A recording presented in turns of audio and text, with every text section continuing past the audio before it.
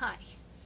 This is a video that I never thought I would make or be making, but it's also a situation I never thought I would personally be telling you about at all.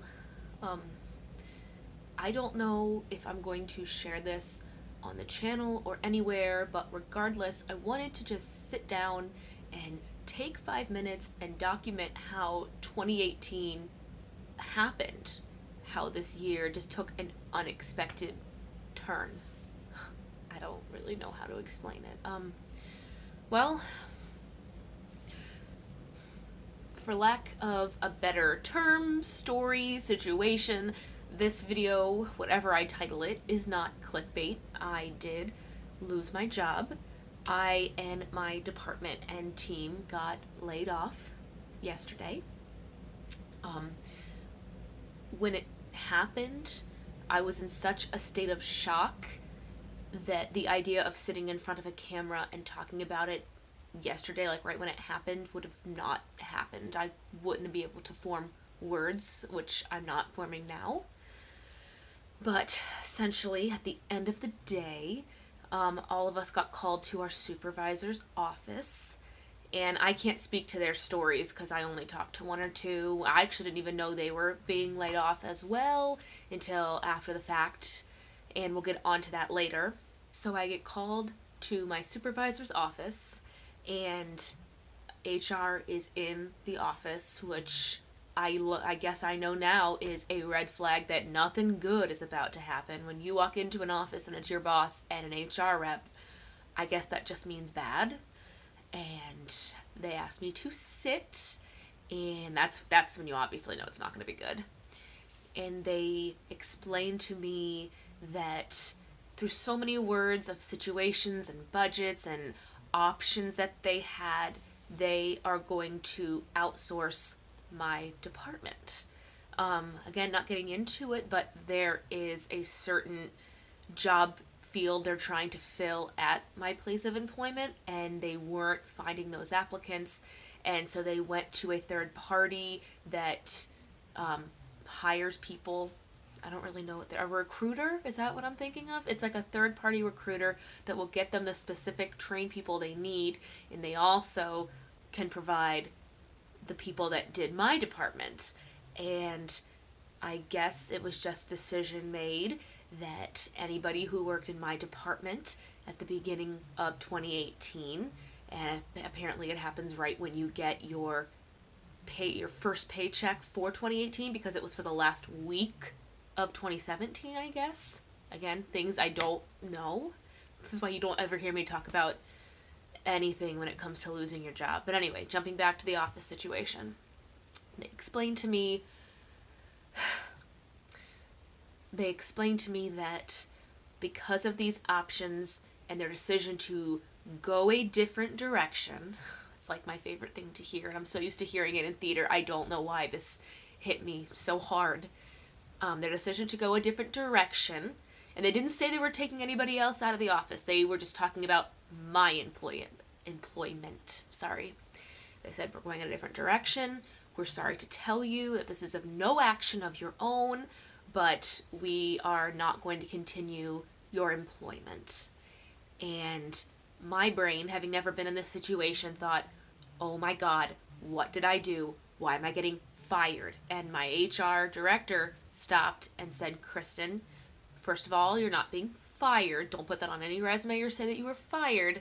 You will state that you are laid off. There's a big difference. And now that I really think about it and breathe and have a clear mind, I knew there was always a difference. I always assumed fired, they're being let go or terminated because of their own actions, and laid off is the actions of the company and deciding that they're going to go a different direction.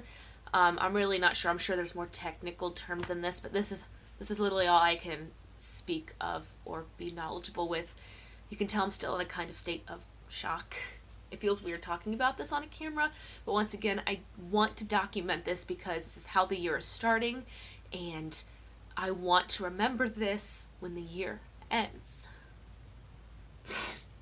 I got a little emotional because I had just written all of my New Year's resolutions, and they can't happen now, but we'll go back and we'll finish the situation in the office. They explained to me that I'm being laid off because the company is going to essentially outsource my department, and that I am receiving a severance package for X amount of weeks, continued health insurance and benefits for X amount of weeks. I'm still in good standing, which means I can list them on a resume. My boss was very apologetic. I was also crying in this interview, oh my god. I was also crying in the office at this time, just like I am now. This is why I didn't put on any makeup. And after they explained all of that, the laid off, the severance, the continued benefits and health insurance, they asked if I had any questions. And at that point in time, I couldn't speak or think. I couldn't say anything, and all I kept saying was, like, what did I do? I don't understand. And they kept explaining, and they were very nice about it. They could tell I had never been in a situation like this before. They just explained, as much as they legally could in a, business setting, that these positions are just going to be filled by third-party company. It's not my fault. Like, there's nothing on my end that caused my, end of employment with this company. And all that they asked was that I take everything with me that day and that I leave the office quietly. I guess when you are laid off or fired or whatever, I guess it's procedure to immediately wipe your computer clean, which is fine, and that they wiped the computer clean. The email address was no longer valid. I'm sure they just do that to protect, sensitive information, and they have security escort you out. That way you don't go crazy or angry, I guess. And my boss was really nice, and he said that security, why do I cry at security? I don't understand. I packed this office up in such a haze. I just thought to myself, what's theirs and what's mine? I put my photos in my own bag. I left all their supplies, and then I took my keys and my badge, put them on my boss's desk, and checked with HR to verify that they had received them. There would be no calls that, I didn't turn anything in. And then I took my bag and my purse out to my car, turned the car on, and I just sat. I sat, and I took a breath, and I managed to hold it together walking out to the parking lot. And I called Christopher, and if you remember during Vlogmas, like at the very end of Vlogmas, I got really sentimental and I congratulated my boyfriend on getting a brand new job, and he was so excited, and I felt so horrible that, in his first few weeks of training, I call him in a panic. Like, I was in my room packing up, and I had texted him that said, I really need to talk to you. And he said, can you call right now? And I said, I can't call right now because I still had to clean my office and turn my key in. So I called him in the car, and he could only talk for about 5 minutes. So I was just in the car, and I talked to him, and I explained it. I was sobbing, just sobbing, and I felt so horrible, again, because he's still in the training at his job at this point, and he's really been enjoying it. I've gotten messages from him every day, but I called him and told him, and then when he got off the phone, I drove home. And I think the worst thing that a person who just lost their job can do is have time to sit and think about it.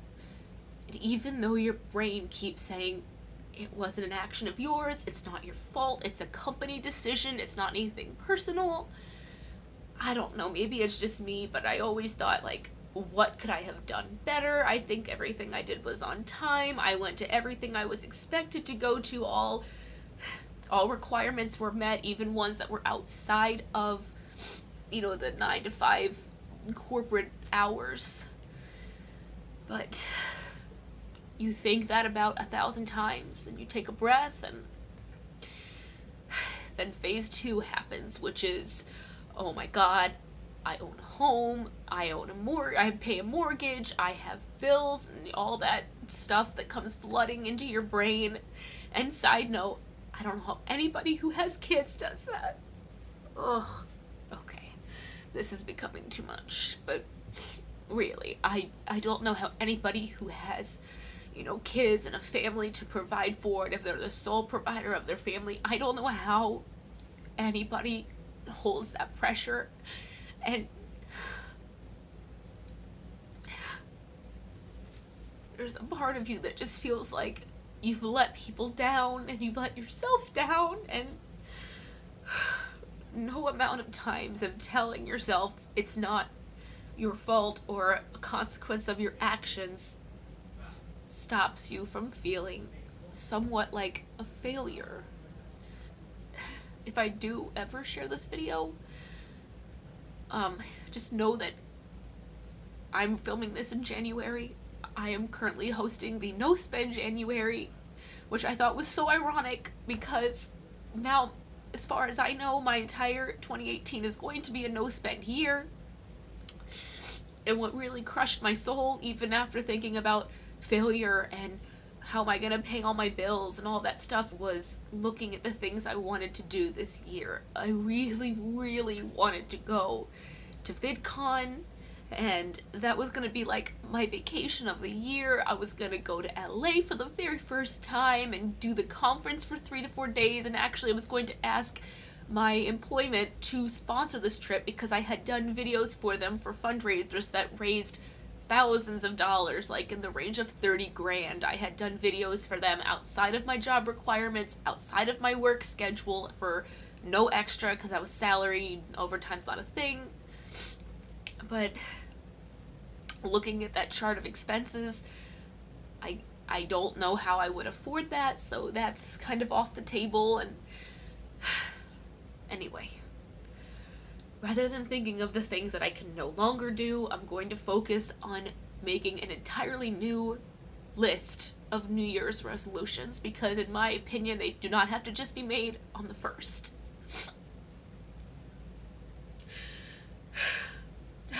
Step 1, stop crying. I don't think I'm gonna share this video in January, just because I've never been in this situation before, and I really want to kind of figure it out before I share it. And ironically, I don't know if this is just everything happens for a reason sort of thing, but like the evening I came home and just sat for an hour in numbness, I got a message from a student from a university here in the city that was just begging for like 3 or 4 voice lessons for a big classical audition she has. So I have at least one thing to do during the day once a week, and I'm also still in Titanic, which will be nice because it'll keep me, active and out of the house. And there are a few jobs that I'm going to look into applying for, and the one I really want is a work from home position that I've done a lot of research on, and if it works out, I promise to tell you more about it. But this video is already running far, far too long. I need to just finish it up. I don't even know if it made any sense. I clearly don't have any bullets, or, I'm not as structured as I normally have in a video. I just wanted to sit and explain and talk it out. But 2018 is not beginning as planned. But that's okay, because you fall 7 times, you get up 8, and that's all you can do, I guess. I did not make this video, in the event I share this, I did not make this video for views. I didn't make this video for a woe is me. I simply made this video to remember how this year started, so that in 11 to 12 months, when it's New Year all over again, I can look back and say that good things have happened and hard work had been done, and whatever is held in the future of this year was able to happen because of this day. It is clearly enough. I don't know if I've ever cried on the internet before, but I don't know. It's a year first, who knows? It's the closing of one door and the opening of a window. I don't know which window it is yet. I will let you know as soon as I know. I don't know when I'm going to share this, if ever. And whenever the next chapter comes and I need to do an update, I promise to share it with you guys. But other than that, sorry for seeing me cry. And if you're going through anything similar to this, or being laid off or let go for any reason, just know that it's not your fault. And chances are your supervisor feels horrible. And just know that it's going to be okay. And for anybody that's going to ask all those financial videos of having, emergency fund and a way to finance your, I don't just talk the talk. I do walk the walk. I do have money for several months, even if I wasn't getting a severance, which I am. I am very, very grateful to be getting a severance. I am close to paying off my credit card, which I had been doing with no spend, and I think by mid to late January that will be completely paid off, and then that credit card will literally just be put away. And until, a steady paycheck comes into the picture, I will be living on a weekly cash allowance. And if it's $80 a week, it's $80 a week, and that's what it will be. If you're going through anything, once again, just know, keep your head held high, take some time for yourself, reflect on it, become a better person. If I do follow-ups on this, I'm sure I'll do a video like, your first 24 hours after being let go, or, how to make the most of your severance, or how to reflect on your job once you've lost it. I don't know. I'll think of something, I guess. Thank you guys so much for watching. Again, this is not a woe is me.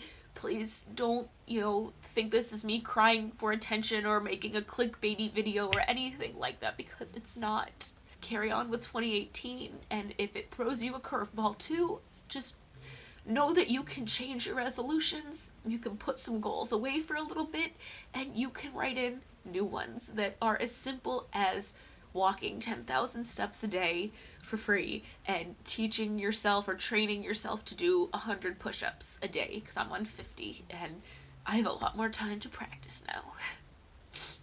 Anyway, I'll talk to you guys later.